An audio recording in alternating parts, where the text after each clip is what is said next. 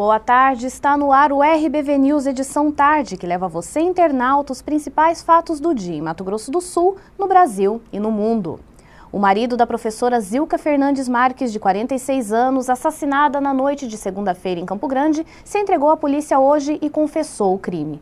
Evandro Fernandes, de 34 anos, relatou à polícia que cometeu o homicídio porque estava sob o efeito de pasta base de cocaína. O crime aconteceu na residência do casal no bairro Chácara dos Poderes e o corpo foi encontrado ontem. De acordo com Edgar de Souza Gomes, advogado de Evandro, ele teria almoçado com a professora na cidade e depois retornaram para a chácara onde moravam. Em seguida, Evandro comprou a droga e começou a consumi-la. Ainda de acordo com o relato feito à polícia, ao retornar para casa, Zilka flagrou o marido usando drogas e os dois discutiram. Ele saiu de casa e retornou apenas no final da tarde, quando voltou a discutir com a esposa.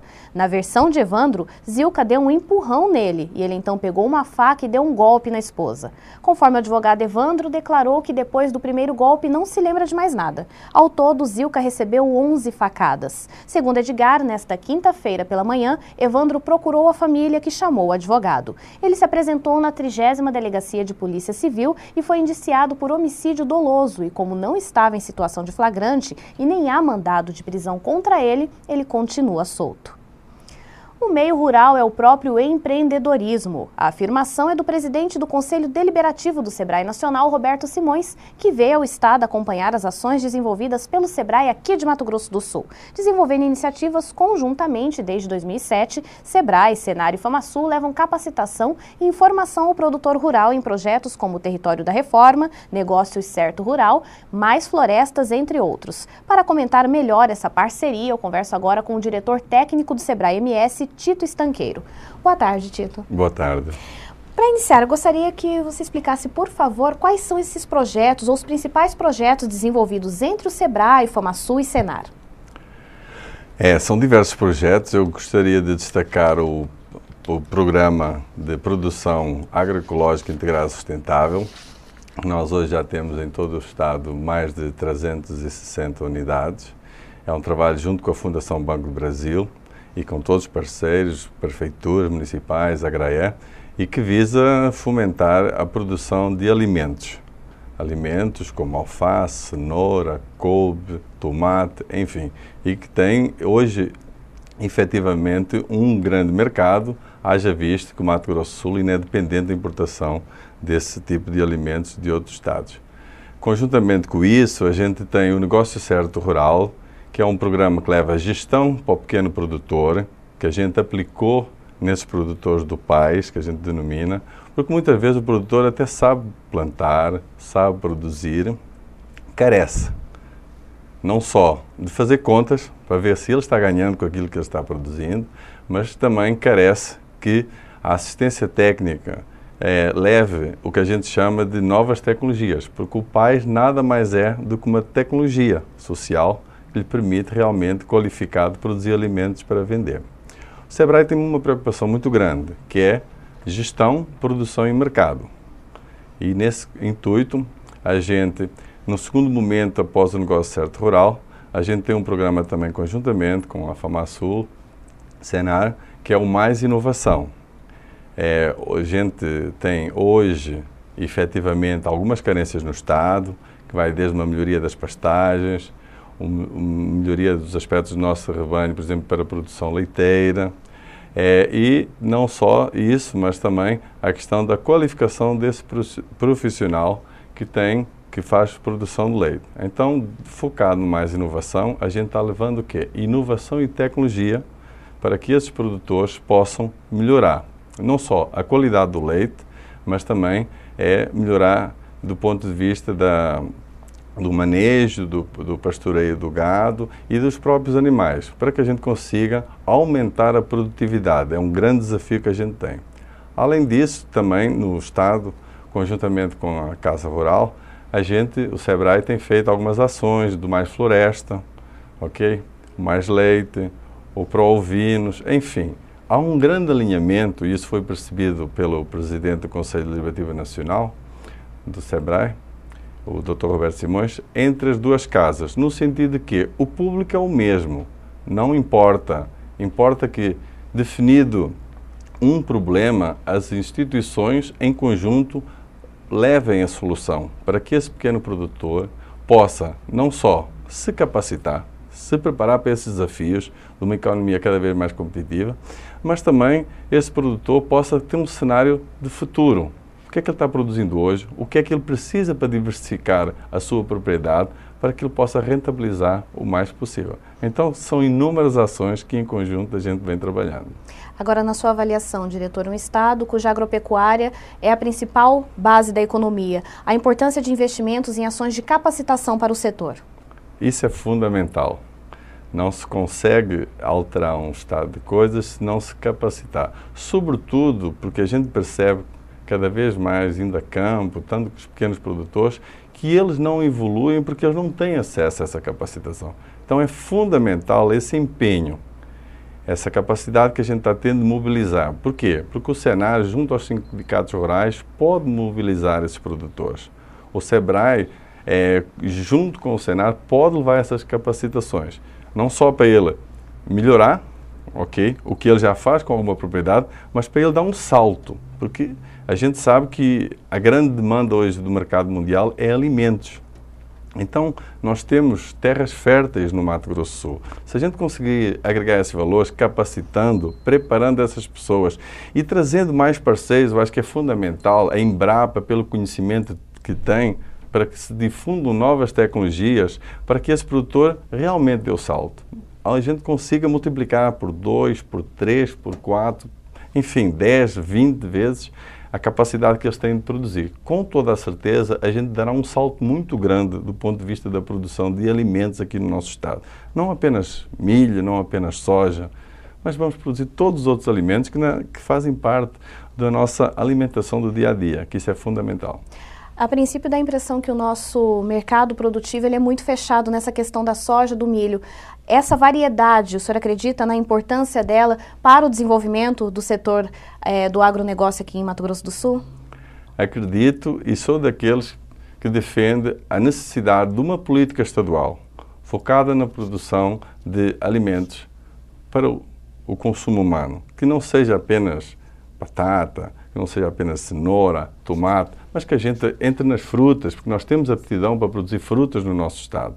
E com isso, com toda a certeza, a gente reduziria imensa dependência que temos dos estados, como São Paulo, Paraná, colocaria mais produtores rurais produzindo e isso significaria um efeito renda. Se o produtor produz e vende para o mercado, ele vai pegar o recurso dessa venda e vai no comércio, comprando no comércio os bens que são necessários para o seu dia a dia. E aumentaria com isso o efeito de renda nas nossas cidades. Nós não podemos deixar de levar em consideração que, por exemplo, temos dois programas, que é o Programa Nacional de Alimentação Escolar e o Programa de Aquisição de Alimentos, que possibilita hoje, que obriga, por exemplo, o Programa Nacional de Alimentação Escolar, que pelo menos 30% da merenda escolar seja adquirido pelos prefeitos da agricultura familiar. O PAA, que é o Programa de Aquisição de Alimentos, é o outro que também faz leilões e compra essa produção. Então, quer dizer, nós temos aí dois indutores para esse desenvolvimento. Então, a gente, enquanto Sistema ES, SEBRAE e Senar, precisa levar essa capacitação, esse conhecimento tecnológico, para que o produtor realmente, não só diversifique, mas aumente a sua capacidade de produzir. E a gente sabe que, além disso, é muito importante o crédito. Mas ainda agora, segunda e terça-feira, foi lançado o Plano Safra, o que mostra uma quantidade significativa de recursos que nunca o campo teve para que possa acontecer isso. Então, eu acho que estão lançados todos os ingredientes para que o Mato Grosso do Sul não seja conhecido apenas pelo boi, pela soja, pelo milho, que a gente produz com bastante maestria, com produtividade até de grande alcance, não é?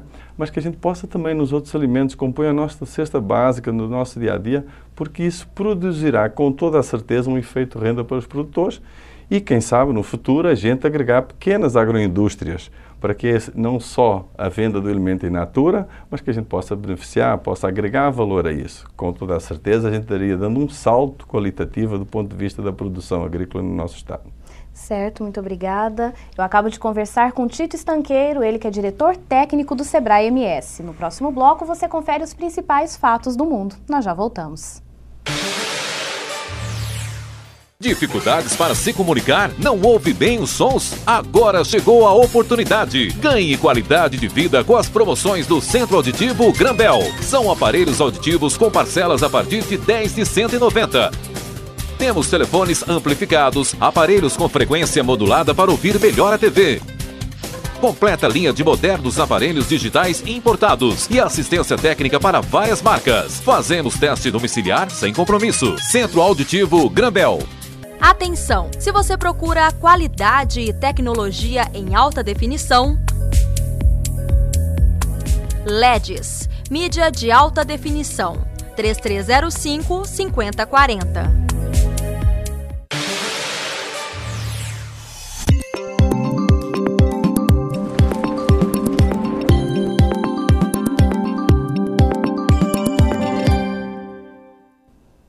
Sexta-feira será de sol com algumas nuvens em todo o Mato Grosso do Sul. Para Campo Grande, a previsão é de tempo seco, com temperaturas em elevação, chegando até a 32 graus. Confira agora a previsão para 5 capitais.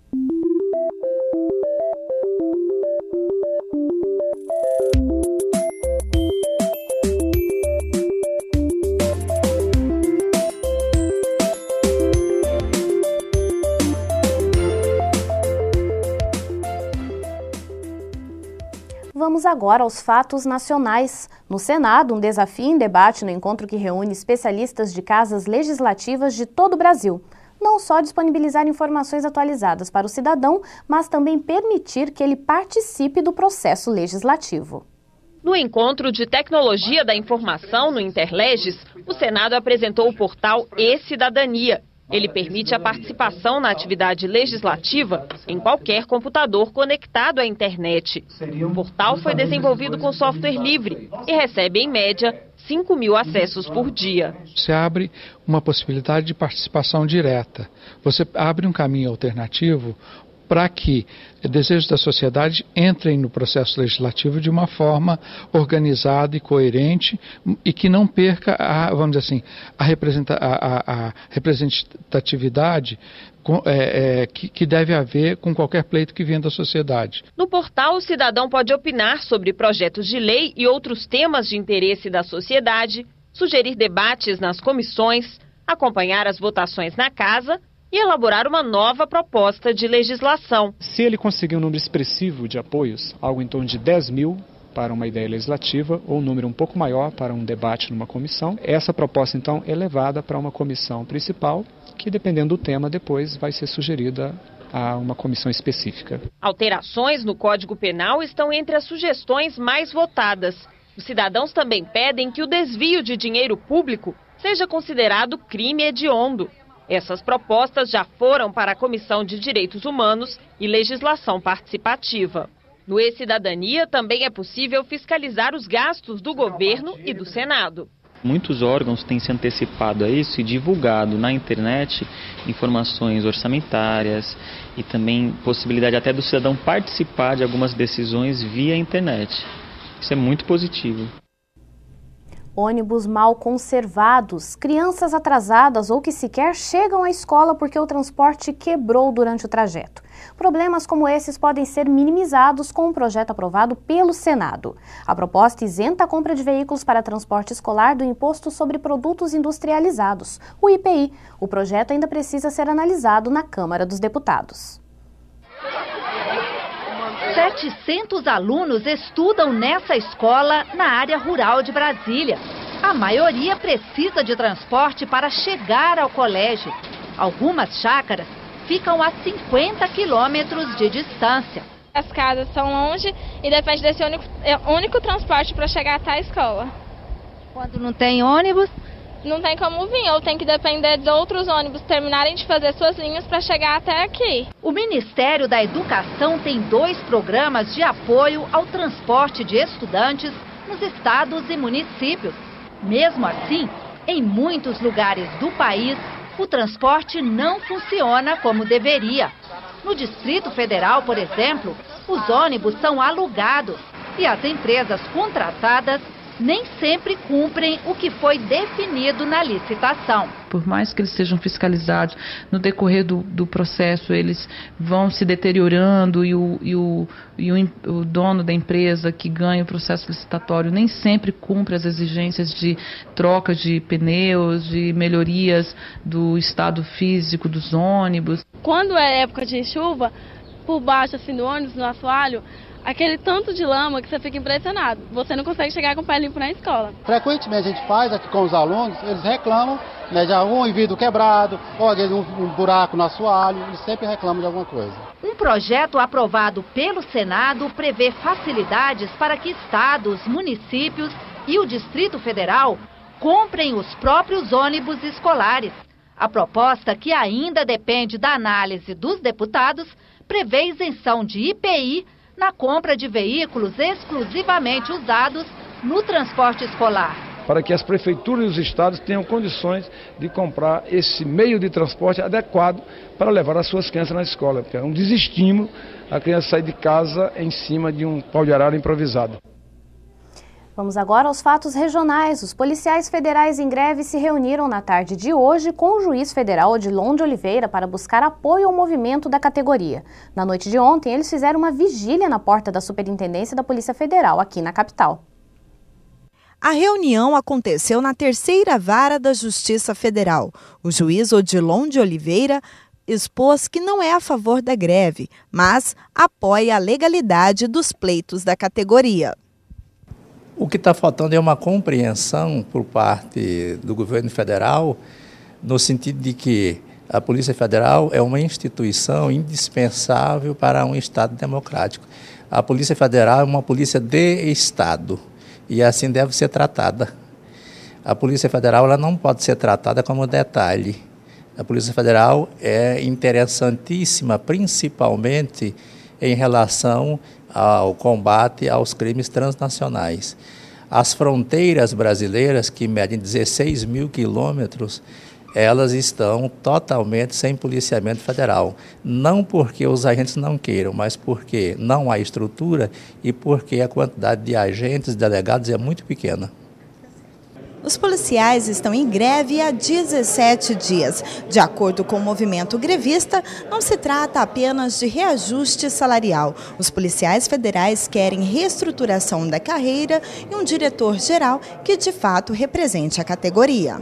Na noite de ontem, os policiais acenderam velas com os dizeres SOS PF em frente à Superintendência da Polícia Federal. O ato demonstrou a insatisfação e a necessidade do governo federal em reconhecer seus direitos. Até o momento, o posicionamento do governo federal não avançou no tocante às reivindicações da categoria policial. Esperamos que sim, até amanhã, após uma deliberação em Assembleia Geral, a categoria irá avaliar as informações que vão receber da Federação Nacional dos Policiais Federais sobre a continuidade do movimento.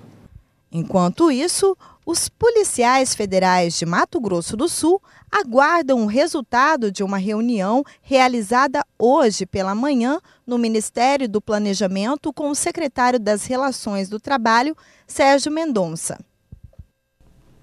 O lugar é palco de encontro de gente de todos os cantos do Brasil e de todas as classes sociais. Prestes a passar por uma reforma, o Mercado Municipal de Campo Grande não poderia ficar de fora de nossas matérias especiais em alusão ao aniversário da capital. O espaço, que nasceu de uma simples feira livre, hoje conta com 144 bancas e 79 boxes. A repórter Tatiana Mello fez uma visita ao local e conversou com comerciantes que já se tornaram patrimônio histórico do Mercadão. Esse passeio você confere agora.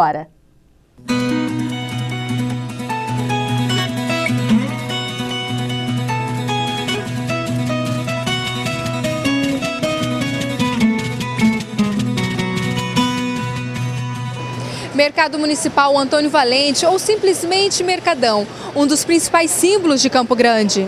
Completa no dia 30 de agosto 55 anos de muita história e diversidade cultural, já que no local há descendentes de japoneses, paraguaios e portugueses. E foi com toda essa mistura de povos, cheio